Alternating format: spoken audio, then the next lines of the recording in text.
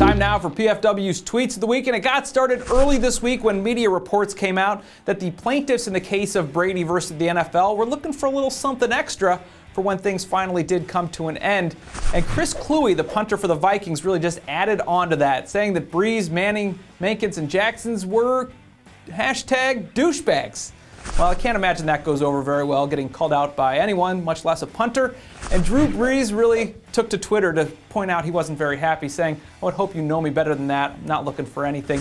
Vincent Jackson also said the same thing. He came out and said, "I've made no demands." However, we are hearing that Jackson may still be looking for a little something, so don't believe everything you read on Twitter, I suppose. And then more came on Thursday, and that's when the owners agreed to a deal, even though the players hadn't even seen it yet. And Vonnie Holliday, the player rep for the Redskins, was not happy. He said the owners tricked, duped, hoodwinked, bamboozled the players. Some other guys took a rather funny take to it. Gerald Alexander pointing out that the NFL is not Suge Knight. They're not hanging anyone out a window to get a deal. Though I think if Suge was involved, there may actually be more progress being made just strictly out of fear. Arian Foster also chimed in a bunch of good stuff. We picked two here. First saying what I think all of us were probably thinking, blah, blah, blah, from everyone involved. And then also showing that he too signed a CBA. Obviously, it maybe not be that important, although it may have the same significance as the one the owner signed, considering the players haven't agreed to anything yet.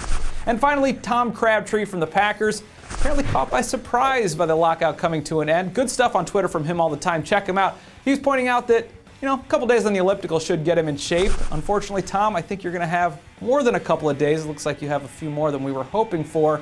I'm sure you'll be fine once the Packers get started again. That's a look at this week's Tweets of the Week. Be sure to check us out every week right here at ProFootballWeekly.com.